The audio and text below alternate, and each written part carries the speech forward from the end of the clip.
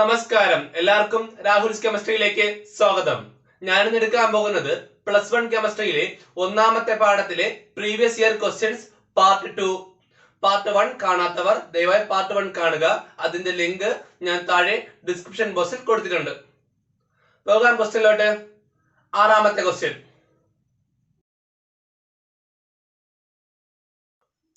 നോക്കാം ക്വസ്റ്റ്യനിലോട്ട്.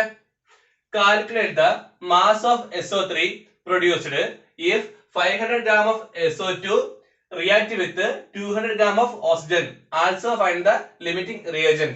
Question ആണ് 500 gram SO2 ഉം 200 gram O2 ഉം തമ്മിൽ കമ്പൈൻ റിയാക്ട് ചെയ്താൽ എന്തുമാത്രം SO3 പ്രൊഡ്യൂസ് ആകും? ക്വസ്റ്റ്യൻ ശ്രദ്ധിച്ചോണേ. 500 gram SO2 ഉം 200 gram O2 ഉം തമ്മിൽ റിയാക്ട് ചെയ്താൽ എന്തുമാത്രം SO3 പ്രൊഡ്യൂസ് ആകും? Also find the limiting reagent. അവിടെയുള്ള ലിമിറ്റിംഗ് റിയേജന്റ് കൂടി കണ്ടെത്തണം. ചെയ്യാം. നോക്കിയോണേ. അതിനുവേണ്ടി നമുക്ക് ആദ്യം എന്ത് ചെയ്യണം? ഇക്വേഷൻ എഴുതാം. നോക്കിയോണേ. SO2 plus O2 giving SO3 ആണല്ലോ. SO2 plus O2 giving SO3. Equation balance ചെയ്യണം. ഇവിടെ സൾഫർ ഒന്നേ ഉള്ളൂ, ഇപ്പുറത്തും ഒന്നേ ഉള്ളൂ. ഇവിടെ ഓക്സിജൻ 2 + 2 4 ഉണ്ട്. ഇവിടെ ഓക്സിജൻ 3 എണ്ണമാണ്. നമുക്ക് 2 മൾട്ടിപ്ലൈ ചെയ്യാം. അപ്പം 2 സൾഫറായി. ഇപ്പൊ 2 സൾഫറായി. 2 sulphur 2 sulphur 2 × 2 4 oxygen plus 2 6 oxygen. ഇവിടെ 2 × 3 6 ഓക്സിജൻ. അപ്പം 6 ഓക്സിജനും 2 സൾഫറും. ഇക്വേഷൻ ബാലൻസ് ആയല്ലോ. നമുക്ക് എന്ത് ചെയ്യാം? ഇവിടെ ഗ്രാമിലായതുകൊണ്ട് എല്ലാം ഗ്രാമിലോട്ട് മാറ്റാം. സോ SO2 കണ്ടെത്താം. സൾഫറിൻ്റെത് 32 ആണ് അറ്റോമിക് മാസ്. ഓക്സിജന്റേതാണെങ്കിൽ 16 ഗ്രാം ആണ്. സോ എന്ത് ചെയ്യാം? മൾട്ടിപ്ലൈ ചെയ്യാം. 2 × 32 പ്ലസ് ഓക്സിജൻ 16 ആണ്. 2 എണ്ണം ഉണ്ട്. 16 × 16 32. സോ 2 × 32 പ്ലസ് 32 64 128 എന്ന് കിട്ടി. 128 ഗ്രാം ആണ്. ഓക്സിജൻ നമുക്കറിയാം 16 ആണ്. 2 എണ്ണം ഉണ്ട്. So 32 giving. ഇവിടെ അതുപോലെ 2 × സൾഫർ 32 ആണ് പ്ലസ് 16 × 3 2 × 16 × 3 ചെയ്യാം. 16 × 3 6 3 18 ഇഷ്ടം 1 3 4 48 32 പ്ലസ് 48 കൂട്ടാം 32 10 ഇഷ്ടം 1 4 3 7 8. So 80 = 160 gram.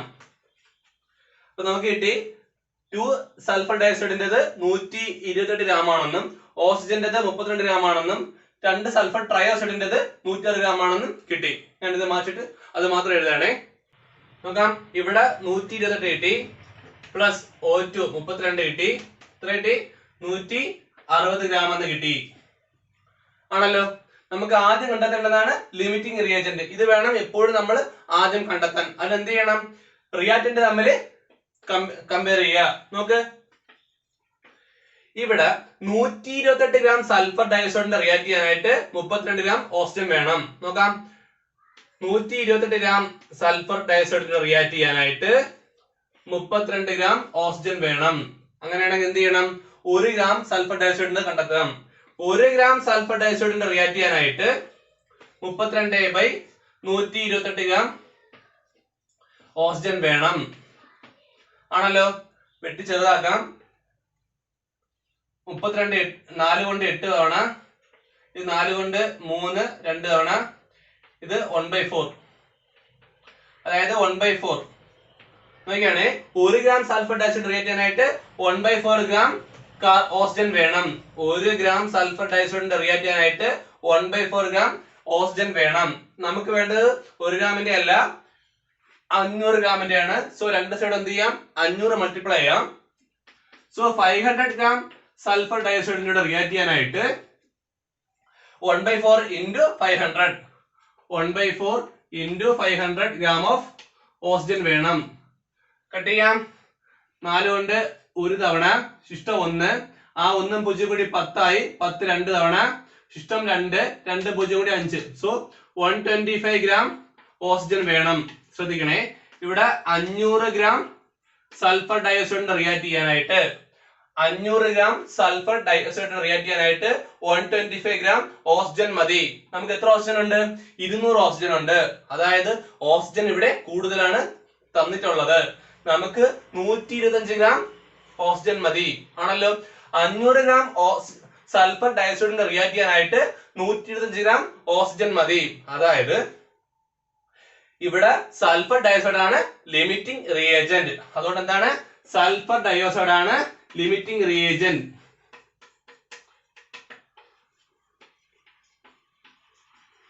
നമുക്കറിയാം 125 ഗ്രാം ഓക്സിജൻ കഴിഞ്ഞാൽ പിന്നെ ഉള്ള ബാക്കി എത്രയുണ്ട്? ബാക്കി 75 ഗ്രാം ഓക്സിജൻ റിയാക്ട് ചെയ്യാൻ ആരില്ല?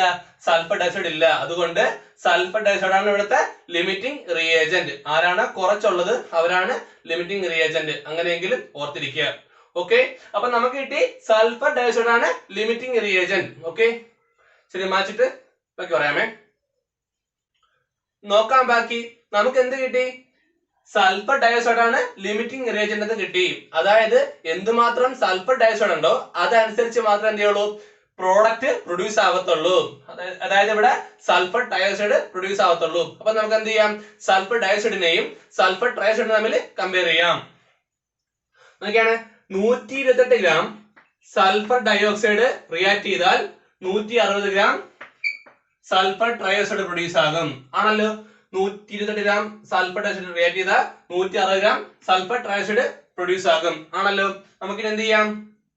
1 ഗ്രാമിനെ കണ്ടെത്താം. 1 ഗ്രാം സൾഫർ ഡയോക്സൈഡ് റിയാക്ട് ചെയ്താൽ എത്ര കിട്ടും? 160/128 ഗ്രാം സൾഫർ ട്രയോക്സൈഡ് പ്രൊഡ്യൂസ് ആകും ആണല്ലോ. നമുക്ക് വെട്ടി ചെറുതാക്കാം. 160/128 4 കൊണ്ട് കട്ട് ചെയ്താൽ 4 കൊണ്ട് ഇത് 4 തവണ 0, 4 കൊണ്ട് 3 2 തവണ 40/32. 4 കൊണ്ട് കട്ട് ചെയ്യാം. 4 കൊണ്ട് 10 തവണ 32 8 തവണ.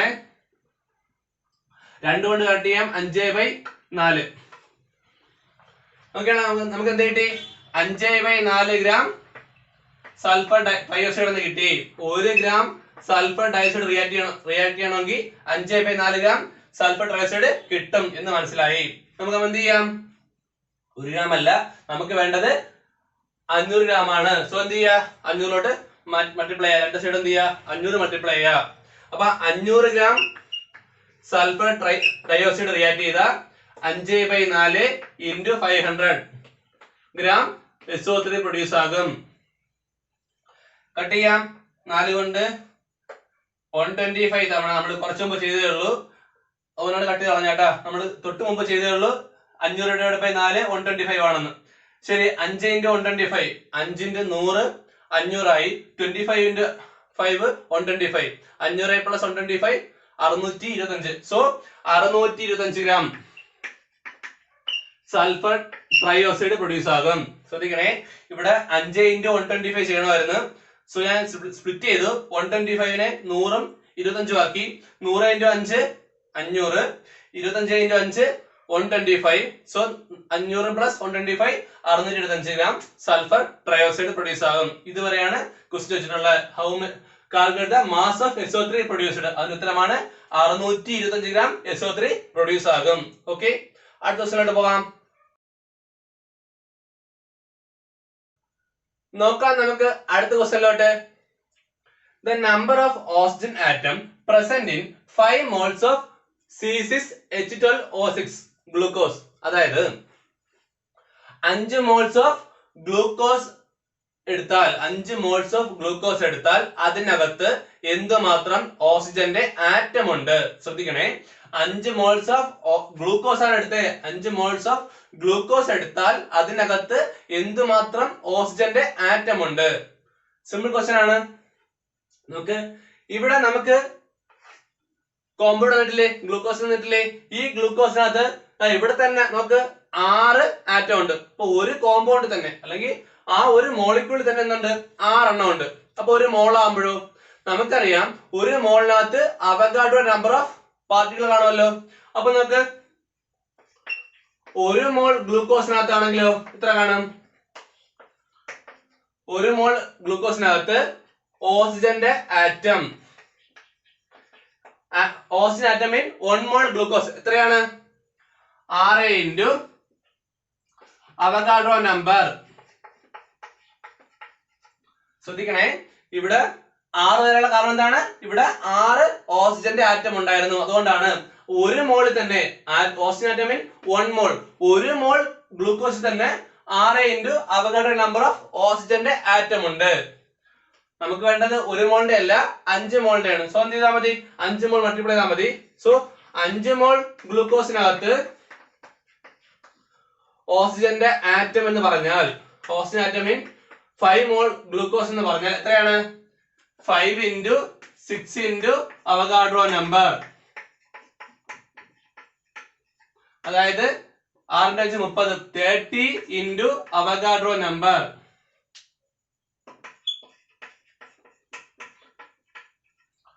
Of oxygen atom. Oxygen atom. Okay, simple question. അടുത്ത ക്വസ്റ്റ്യൻ പോവേണേ. നോക്കാം നമുക്ക് അടുത്ത ക്വസ്റ്റ്യനിലോട്ട്. Calculate the mass of magnesium atom. ഒരു മെഗ്നീഷ്യം ആറ്റത്തിന്റെ മാസ് കണ്ടെത്തുക. മോളാർ മാസ് ഓഫ് മെഗ്നീഷ്യം വന്നിട്ടുണ്ട് 24 ഗ്രാം ആണ്. Molar mass of magnesium 24 gram ആണ് വന്നിട്ടുണ്ട്. നമ്മളോട് ചോദിച്ചത് ഒരു മെഗ്നീഷ്യം ആറ്റത്തിന്റെ മാസ്. ചെയ്യാം. നമുക്ക് എന്താ തന്നിരിക്കണേ? മോളാർ മാസ് ഓഫ് മെഗ്നീഷ്യം അതിനുണ്ടല്ലോ, എത്രയാണ്? 24 ഗ്രാം ആണല്ലോ. എന്താണ് ഈ മോളാർ മാസ് എന്ന് വെച്ചാൽ? അറ്റോമിക് മാസ് എത്രയാണോ അതിനെ ഗ്രാമിലാക്കി എടുക്കുന്നതിനാണ് എന്ത്? മോളാർ മാസ് എന്ന് പറയുന്നത്. അപ്പൊ 24 ആയിരുന്നു. 24 U ആണ് എന്ത്? Atomic mass of magnesium. അതിനെ ഗ്രാമിലാക്കിയതുകൊണ്ടാണ് എന്ത്? മോളാർ മാസ് ആയത്. എന്താണ് മോളാർ മാസ് ആയുള്ള പ്രത്യേകത? ഏതൊരു ആറ്റമോ കോമ്പൗണ്ടോ പാർട്ടിക്കിളോ എന്തോ ആയാലും ശരി, അതിന്റെ മോളാർ മാസിൽ എടുത്താൽ എന്ത് പറ്റും? അതിനകത്ത് അവഗാഡ്രോ നമ്പർ ഓഫ് ആ പാർട്ടിക്കിൾ ഉണ്ടായിരിക്കും. ഞാനിവിടെ മെഗ്നീഷ്യം മോളാർ മാസിൽ എടുത്താൽ അതിനകത്ത് അവഗാഡ്രോ നമ്പർ ഓഫ് മെഗ്നീഷ്യത്തിന്റെ ആറ്റം ഉണ്ടായിരിക്കും. ആണല്ലോ. അപ്പം ശരിക്കും പറഞ്ഞാൽ 6.022 ഇൻറ്റു 10⁻23 മെഗ്നീഷ്യം ആറ്റത്തിന്റെ വെയിറ്റ് ആണെന്ത്? അല്ലെങ്കിൽ 24 ഗ്രാം ആണല്ലോ. ശരിയല്ലേ ഞാൻ പറഞ്ഞ? 24 ഗ്രാം മെഗ്നീഷ്യം എടുത്തു കഴിഞ്ഞാൽ എന്തുണ്ടായിരിക്കും? അതിനകത്ത് അവഗാഡ്രോ നമ്പർ ഓഫ് മെഗ്നീഷ്യം മാറ്റം ഉണ്ടായിരിക്കും. ആണല്ലോ. അതായത് ഇത്രയും എണ്ണത്തിന്റെ വെയിറ്റ് ആണെന്ത്? 24 ഗ്രാം. നമുക്ക് കണ്ടുപിടിച്ചൂടെ? എന്ത് ചെയ്യാം? ഒരു മെഗ്നീഷ്യം ആറ്റത്തിന്റെ weight equal to 24 divided by ഈ എണ്ണം അവഗാഡ്രോ നമ്പർ.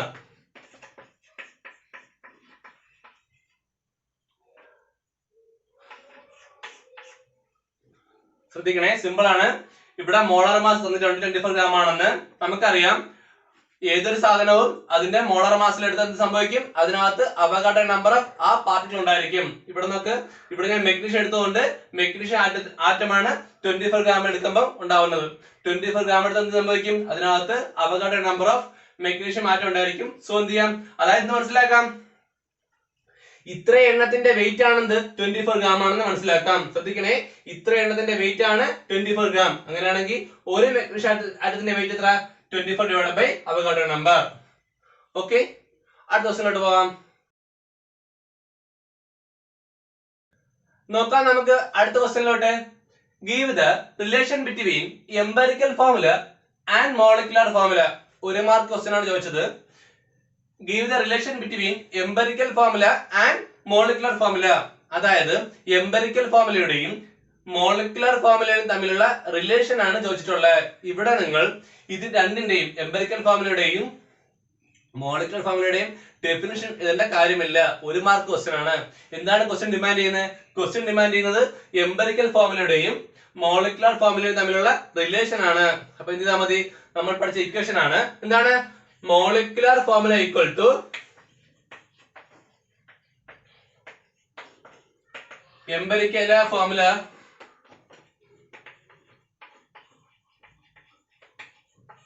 into n. ഇതാണ് ക്വസ്റ്റ്യൻ ഡിമാൻഡ് ചെയ്യുന്നത്. molecular formula equal to empirical formula into n. Relation between molecular formula and empirical ഫോർമുലയാണ് ക്വസ്റ്റ്യനിൽ ചോദിച്ചിട്ടുള്ളത്. അല്ലാതെ ഇതിന്റെ ഡെഫിനിഷൻ അല്ല. അതുകൊണ്ട് എന്ത് ചെയ്യണ്ട? ഡെഫിനിഷൻ ഒന്നും എഴുതണ്ട. 1 മാർക്ക് ക്വസ്റ്റ്യൻ ആണെങ്കിൽ. 2 മാർക്ക് ആണെങ്കിൽ കുഴപ്പമില്ല, എഴുതിക്കോളൂ. നോക്കട്ടെ, ഇവിടെ ശ്രദ്ധിച്ചത് where n equal to where N equal to എന്താണ് molar mass by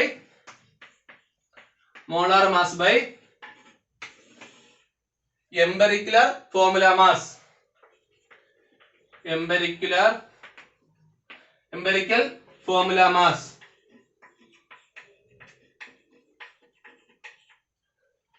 Where N equal to molar mass by empirical formula mass. ഇതാണ് ഉത്തരം. Give the relation between empirical formula and molecular formula. Relation between ആണ് ചോദിച്ചിരിക്കുന്നത്, അല്ലാതെ definition അല്ല. Okay. അടുത്ത ക്വസ്റ്റ്യനിലോട്ട് പോകാം. നോക്കാം നമുക്ക് അടുത്ത ക്വസ്റ്റ്യനിലോട്ട്. Give the empirical formula for the following. Empirical formula കണ്ടുപിടിക്കുക. ഇത്രയുള്ള ക്വസ്റ്റ്യൻ. കുറച്ച് ക്വസ്റ്റ്യൻ കൊടുത്തിട്ടുണ്ട്, അതിൽ നിന്ന് എന്ത് ചെയ്യുക, എംപെറിക്കൽ ഫോർമുല കണ്ടെത്തുക. അപ്പൊ എന്താണ് എംപെറിക്കൽ ഫോർമുല എന്ന് വെച്ചാൽ, തന്നിരിക്കുന്ന കോമ്പൗണ്ടിന്റെ ഓരോ ആറ്റത്തിന്റെയും simplest whole number ratio, smallest simple whole number ratio. നമുക്ക് ഇവിടെ ഓർമ്മ ചെയ്യണേ, C6H12O6. നോക്ക്, ഇവിടെ കാർബണും ഓക്സിജനും 6 ഉള്ളൂ. ഏറ്റവും ചെറിയ സംഖ്യ 6 അല്ലേ, 6 കൊണ്ട് എന്ത് ചെയ്യുക, എല്ലാത്തിനും കൂടെ ഡിവൈഡ് ചെയ്യുക. അപ്പൊ നമുക്ക് C1 ആകും, H2 ആകും, O1 ആകും. നോക്കിയാണ്, സിമ്പിൾ ആണ്. ഏറ്റവും ചെറിയ നമ്പറിനോട് എന്ത് ചെയ്യുക, എല്ലാം ഡിവൈഡ് ചെയ്യുക. അപ്പൊ നമുക്ക് ഇവിടെ 6 ആണ് ചെറിയ നമ്പർ. സോ 6 കൊണ്ട് എന്ത് ചെയ്യുക, മൊത്തം ഡിവൈഡ് ചെയ്യുക. അതായത് CH2O ഇതാണെന്ത് ഒന്നാമത്തെ ക്വസ്റ്റ്യന്റെ എംപെറിക്കൽ ഫോർമുല. രണ്ടാമത്തെ ചെയ്യാം C6H6. അപ്പൊ നമുക്ക് ചെറിയ നമ്പർ 6 തന്നെയാണ്. സോ എന്ത് ചെയ്യുക, രണ്ടും ഡിവൈഡ് ചെയ്യുക. C1H1 അതെന്താ CH. ഇതാണ് എംപെറിക്കൽ ഫോർമുല. അടുത്ത് നോക്കാം. ഈ ക്വസ്റ്റ്യൻ നമുക്ക് ഇങ്ങനെ അടക്കം നമ്മൾ എന്ത് ചെയ്യുക, നമുക്ക് എളുപ്പത്തിന് എന്ത് ചെയ്യുക, ചേർത്ത് എഴുതുക. ഇവിടെ 2 C ഉണ്ട്. So C2, H3, H4, H4, O2. ഇനി എന്ത് ചെയ്യുക, ഏറ്റവും ചെറിയ നമ്പർ കൊണ്ട് ഡിവൈഡ് ചെയ്യുക. നമുക്ക് 2 ആണ് ചെറിയ നമ്പർ, 2 ഡിവൈഡ് ചെയ്യുക. അപ്പൊ C1 H2 O2 അതായത് CH2O. ശ്രദ്ധിക്കണേ, ഇങ്ങനെ കടന്നുകൊണ്ടാണ് ഞാൻ ഇതിനെ സിംപ്ലിഫൈ ചെയ്തത്, നമ്മുടെ എളുപ്പത്തിനാണേ. അടുത്ത ദിവസം നോക്കാം. C6H6 Cl6 ഏറ്റവും ചെറിയ നമ്പർ 6 ആണ്. സോ 6 കൊണ്ട് എന്ത് ചെയ്യുക, എല്ലാത്തിനും ഡിവൈഡ് ചെയ്യുക. C1 H1 Cl1 അഥവാ CHCl. ഓക്കെ, അടുത്ത ദിവസങ്ങളിലോട്ട് പോകാം.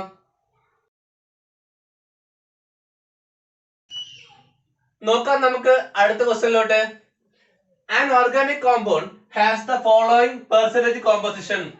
ഏതോ ഒരു ഓർഗാനിക് കോമ്പൗണ്ടിന് അതിനകത്തുള്ള ഓരോ എലമെന്റിന്റെയും പെർസെന്റേജ് കോമ്പോസിഷൻ തന്നിട്ടുണ്ട്. നോക്കാം. Carbon 12.36, hydrogen 2.13%, bromine 85%, its vapor density is 94. അതിന്റെ വേപ്പർ ഡെൻസിറ്റി ആണ് തന്നിട്ടുള്ളത്. Find its molecular formula. അങ്ങനെയാണെങ്കിൽ മോളിക്കുലർ ഫോർമുല എത്ര? ക്വസ്റ്റ്യൻ ശ്രദ്ധിച്ചോണേ. നമ്മളോട് പറഞ്ഞത് ഏതൊരു ഓർഗാനിക് കോമ്പൗണ്ട് ഉണ്ട്, ആ കോമ്പൗണ്ടിന്റെ പെർസെന്റേജ് കോമ്പോസിഷൻ. കാർബണിന്റെ 12.36%, ഹൈഡ്രജന്റെ 2.13%, ബ്രോമിന്റെ 85%. അതിന്റെ വേപ്പർ ഡെൻസിറ്റി തന്നിട്ടുണ്ട് 94. അങ്ങനെയാണെങ്കിൽ find it's molecular formula. Question ആയിട്ട് പോകാം. നോക്കിയാണേ, നമ്മള് ക്ലാസ് എടുത്തപ്പോൾ പറഞ്ഞായിരുന്നു, അതായത് എന്ത് ചെയ്യണം, ഈ പെർസെന്റേജ് തന്നിട്ടുള്ള എന്ത് ചെയ്യണം, അതിനെല്ലാം പിടിച്ച് ഗ്രാമിലോട്ട് മാറ്റണം. എന്നിട്ട് എന്ത് ചെയ്യുക, എന്നിട്ട് അതിന്റെ അറ്റോമിക് മാസ് കൊണ്ട് ഡിവൈഡ് ചെയ്യുക. ആദ്യം ചെയ്യാം. കാർബണിന്റേതാണ് 12.36, ഹൈഡ്രജന്റേത് 2.13, ബ്രോമിന്റേത് 85. ഇതെന്ത് ചെയ്യണം, എല്ലാത്തിനും ഗ്രാമിലാക്കി എഴുതണം. ഹൈഡ്രജന്റെ 2.13 ഗ്രാം, ബ്രോമിന്റേത് 85 ഗ്രാം ആണല്ലോ. നമ്മൾ എന്ത് ചെയ്യുക, അടുത്ത സ്റ്റെപ്പ് എന്താണ്, ഇതാണ് നമ്മുടെ ഫസ്റ്റ് സ്റ്റെപ്പ്. ശരി, ഇനി നമ്മൾ എന്താണ് ചെയ്യേണ്ടത്, നമുക്ക് ഫസ്റ്റ് സ്റ്റെപ്പ് കഴിഞ്ഞ എന്താണ്, എല്ലാത്തിനെയും ഗ്രാമിലാക്കി എഴുതിയിട്ടുണ്ട്. ഇനി എന്ത് ചെയ്യണം, നമ്മൾ അതിന്റെ തന്നെ കറസ്പോണ്ടിങ് അറ്റോമിക് മാസ് കൊണ്ട് ഡിവൈഡ് ചെയ്യുക. സോ കാർബണിന്റേത് 12 ആണ്. സോ 12.36 ഡിവൈഡ് ബൈ 12 നമുക്ക് 1.03 കിട്ടും. അതുപോലെ ഹൈഡ്രജന്റെ 1 ആണ്. ഇവിടെ അപ്പൊ 2.13 ഡിവൈഡ് ബൈ 1 ചെയ്യുമ്പോൾ നമുക്ക് 2.13 കിട്ടും. ബ്രോമിന്റെ 85 ഡിവൈഡ് ബൈ ബ്രോമിന്റെ അറ്റോമിക് മാസ് 80 ആണ്. സോ നമുക്ക് 1.06 എന്ന് കിട്ടും ആണല്ലോ. ഇനി നമ്മൾ എന്ത് ചെയ്യാ, ഡിവൈഡ് ചെയ്ത് കിട്ടിയ വാല്യൂവിൽ ഏറ്റവും ചെറുത് നോക്കാം. ചെറുതാരാണ്? 1.03. അതുകൊണ്ട് എന്ത് ചെയ്യാ, എല്ലാത്തിനും ഡിവൈഡ് ചെയ്യുക. അതാണ് തേർഡ് സ്റ്റെപ്പ്. എന്താണ്, നമുക്ക് ഇവിടെ ഡിവൈഡ് ചെയ്ത് കിട്ടിയ വാല്യൂവില് ഏറ്റവും ചെറുതാരെ നോക്കിയിട്ട് ആ ചെറുതിനെ എല്ലാത്തിനും കൊണ്ട് ഡിവൈഡ് ചെയ്യുക. So 1.03 divide by 1.03 equal to 1. ഇവിടെ 2.13 ഡിവൈഡ് ബൈ 1.03 അറൌണ്ട് 2 എന്ന് വരും.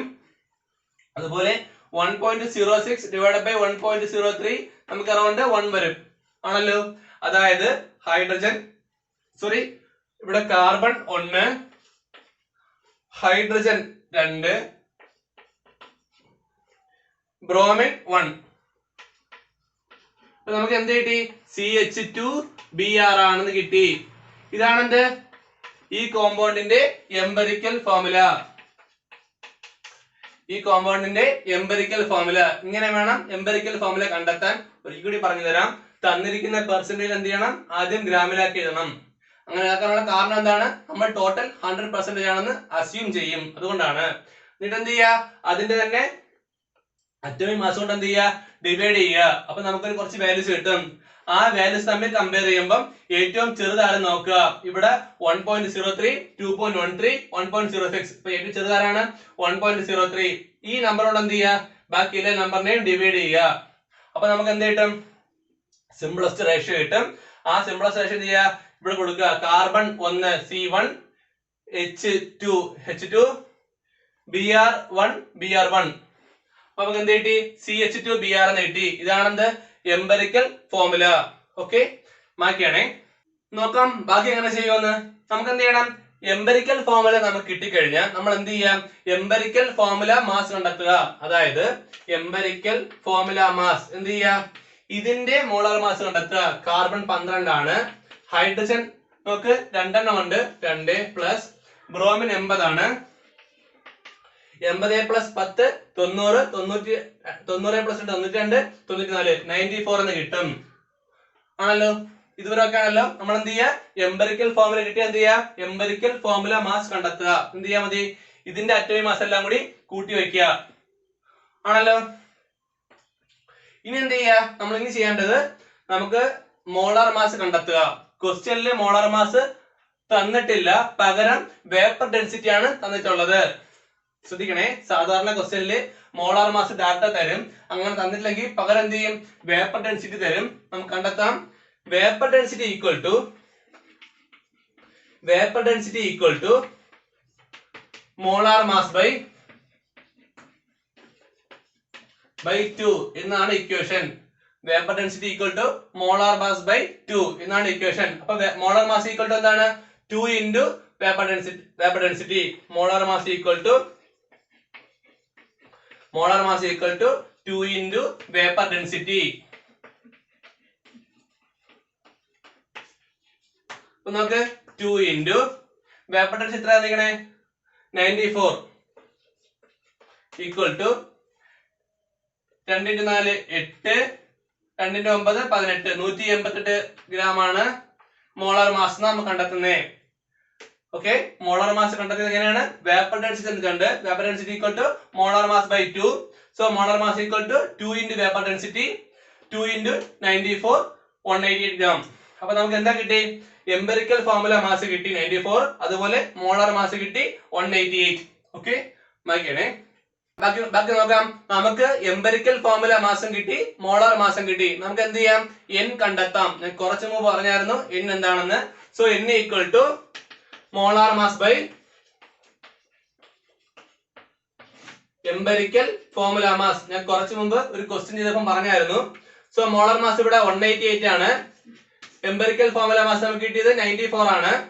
സോ ഇത് ഇരട്ടിയാണ്. So n equal to 2. Cut ചെയ്യുമ്പോൾ n ഈക്വൽ ടു 2 എന്ന് കിട്ടും. n 2 എന്ന് കിട്ടിയാൽ നമുക്ക് എന്ത് ചെയ്താൽ മതി? നമ്മൾ കുറച്ച് ഇക്വേഷൻ എന്താണ്? Molecular mass equal to empirical formula into 2. Molecular formula equal to n into empirical formula. കുറച്ചു മുമ്പ് ഇക്വേഷൻ എഴുതിയായിരുന്നു മറ്റൊരു ക്വസ്റ്റ്യനിൽ. സോ n ഇവിടെ 2 ആണ്. 2 ഇൻറ്റു എംപെറിക്കൽ ഫോർമുല നമ്മൾ നേരത്തെ കണ്ടെത്തി CH2Br. ഇനി എന്ത് ചെയ്യാ? എല്ലാത്തിലും 2 മൾട്ടിപ്ലൈ ചെയ്യാ. നോക്ക്, കാർബൺ ഇവിടെ 1 അല്ലേ, 1 into 2 2, അപ്പൊ C2. H ഇവിടെ 2 ഉണ്ട്, 2 മൾട്ടിപ്ലൈ H 4 ആവും, H4. Br ഇവിടെ 1 ആണ്, 2 into 1 2, Br2. അപ്പൊ എന്ത് കിട്ടി? C2H4Br2. ഇതാണ് എന്ത്? Molecular formula. Molecular formula equal to N into empirical formula. N നമ്മൾ കണ്ടെത്തി 2 ആണെന്ന്, എംപെറിക്കൽ ഫോർമുല നേരത്തെ കണ്ടെത്തി CH2Br ആണ്. സോ ഇവിടെ മൾട്ടിപ്ലൈ ചെയ്യുക, 2 മൾട്ടിപ്ലൈ ചെയ്യുമ്പോൾ C1H4Br2, C2H4Br2. ഓക്കെ, അടുത്ത ദിവസത്തിലോട്ട് പോകാം. നോക്കാം നമുക്ക് അടുത്ത ഒരു സിമ്പിൾ ക്വസ്റ്റ്യനിലേക്ക്. How many significant figure R there in the following? താഴെ തന്നിട്ടുള്ളതിൽ എന്തുമാത്രം സിഗ്നിഫിക്കന്റ് ഫിഗർ ഉണ്ട്? നോക്ക, 0.0025. നമുക്കറിയാം ഫസ്റ്റ് റൂൾ എന്താണ്? Every non zero number is A significant number. നോക്ക്, ഇവിടെ സീറോ അല്ലാത്ത നമ്പർ ആക്കിയുണ്ട് 2ഉം 5ഉം, 2 ഉണ്ട്. സോ ഇവിടുത്തെ സിഗ്നിഫിക്കന്റ് നമ്പർ എന്ന് പറഞ്ഞാൽ 2. ഓക്കെ, ഇവിടെ 2, 8, 5 3 അക്കങ്ങളുണ്ട്, 0 ഒന്നുമില്ല. സോ ഇവിടുത്തെ സിഗ്നിഫിക്കന്റ് നമ്പർ 3. സിഗ്നിഫിക്കന്റ് നമ്പർ എന്താണെന്നുള്ളതൊക്കെ ഞാനൊരു വീഡിയോ ചെയ്തിട്ടുണ്ട്, അതുകൂടി കാണുക. ഓക്കെ, ഇതോടുകൂടി ഇന്നത്തെ ക്ലാസ് ഞാൻ മതിയാക്കുന്നു. ക്ലാസ് ഇഷ്ടപ്പെട്ടവർ ലൈക്ക് ചെയ്യുക, ഷെയർ ചെയ്യുക, സബ്സ്ക്രൈബ് ചെയ്യുക. മാത്രമല്ല അഭിപ്രായങ്ങൾ കമന്റ് ചെയ്യുക, സംശയങ്ങൾ കമന്റ് ചെയ്യുക. നിങ്ങളുടെ എല്ലാ കൂട്ടുകാർക്കും ഷെയർ ചെയ്യുക. Thank you.